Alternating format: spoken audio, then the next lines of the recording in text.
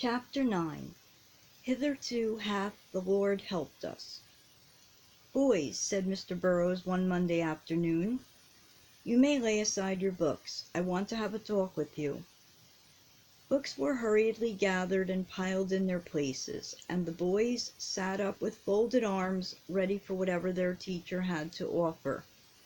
Mr. Burrows drew out his armchair from behind the desk and sat down for a chat. "Who will tell me what an acrostic is?" Several hands were raised. "Well, Howard, let us hear what you think about it." "It's a piece of poetry, sir, where the first letter of every line spells another word." "Do you mean the first letter alone spells a word?" The boys laughed, and Howard explained promptly. "No, sir, I mean the first letters of each line taken together form a name."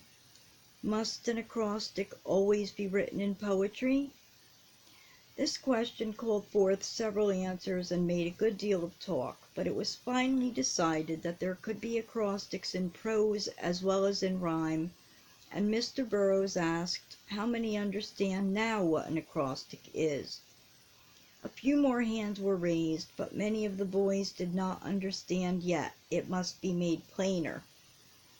"Howard," said Mr. Burrows, "come to the board and give us an acrostic on the word boy." Howard sprang up. "Must it be a sensible one, sir?" "Sense or nonsense, just as you please, as long as it shows us what an acrostic is. I can take my parsing book and give you one, I think, sir." And Howard came forward and wrote rapidly, "B. But you shall hear an odd affair indeed. O. Of which all Europe rings from side to side." Then he paused, turning the leaves of his parsing book eagerly. "I can't find anything in Y to finish this up with," he said at last. "Can't you give us a line from your own brain?" And at this, Howard's eye brightened with fun, and turning to the board after a moment of thought, he dashed off the closing line. "Y. You who can finish this may have the job," and then took his seat amid bursts of laughter from the boys, who all began to understand what an acrostic was. Ellis Holbrook's hand was up, and his eyes were full of questions. "Mr. Burrows, why is that called by such a queer name as acrostic?" His teacher smiled. "You must study Greek, Ellis. We get it from two words in the Greek, or from one word made up of two others, which mean extreme, or beginning, and order. In an acrostic, the beginnings of the lines are arranged in order. Do you understand how we get that word now?" "Yes, sir." "Well, now, you would all like to know what this talk is for. I want every boy in school who can write to bring an acrostic on his own name for his next composition." The boys groaned and exclaimed. They couldn't do it, they were sure. They couldn't begin to do it. "Yes, you can," said Mr. Burrows. "I don't give my scholars any work that they can't do. You may quote it or make it original as you please, but I want every one of you to try." Johnny Thorpe, the smallest boy in school who could write, now seemed in trouble, and stretched up his arm to its full length. "Well, Johnny, what will you have?" asked his teacher. "If you please, sir, I don't know what you mean by quote." Mr. Burrows laughed pleasantly. "I must remember, I see, to speak plain English. I mean you may borrow your essay from a book, or a dozen books if you like, so as long as you don't try to make us believe the thoughts are your own. You may write in poetry or not, as you please, but I want each to choose a subject and stick to it better than Howard did just now. I have given you something to do that will keep you hard at work, but you will succeed at last." Tip went home in a tumult. What could he do? He had never written a composition in his life, having made it a point to run away from school on composition day, but running away was done with now. It didn't seem possible he could write anything, certainly not in such a new queer way as Mr. Burrows wished them to.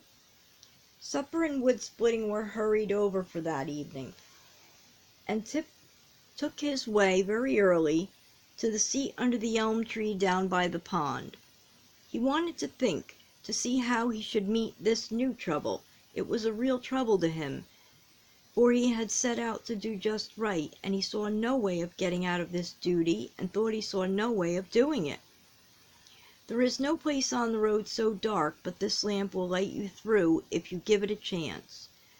This is what Mr. Holbrook had said when he gave Tip his Bible, and Tip had thought of his words very often, had already proved them true more than once, but he didn't see how it could help him now. He took it out and slowly turned the leaves. It couldn't write his composition for him, that was certain. But oh, the bright thought that came to Tip just then. Why not find his acrostic in the Bible and write it out?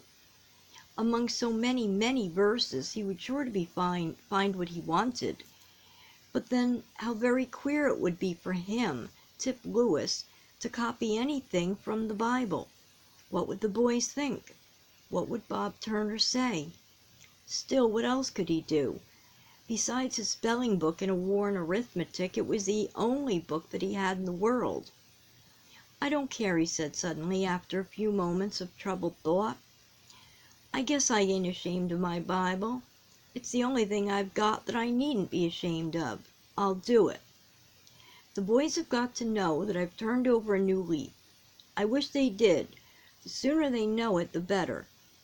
I say, my lamp shall help me out of this scrape, that's as true as can be. It helps me whenever I give it a chance." He fumbled in his pocket and drew out an old stump of a pencil. The next thing was a piece of paper. He dived his hand down into another pocket, producing a rusty knife, pieces of string, a chestnut or two, and finally a crumpled piece of paper on which Bob Turner had scrawled what he called a likeness of Mr. Burroughs, and given to Tip for a keepsake. He spread it out on a flat stone which lay near him, and began his work. A long, slow work it was for Tip, hours of that day, and the next, every day, until the fading light drove him home. Did he sit under the elm tree, turning the leaves of his Bible, poring over its contents, writing words carefully now and then on his bit of paper. Remember, it was new work to him. At last, one evening, the sun went down in the bright red west. The stars shone in all their twinkling, sparkling glory.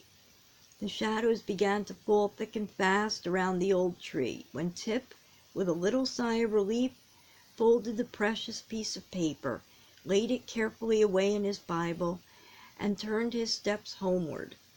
His acrostic was finished, and into his heart had crept some of the beauty of those precious words which he had found for the first time. Words they were which would go with him through all his life, and sweetly comfort some dark and weary hours. The school books were all piled neatly on the desks that Friday afternoon. The shades were dropped to shut out the low afternoon sun, and 40 boys were still and expectant. The acrostics lay in a great white heap on Mr. Burroughs' desk, not a name written on any of them.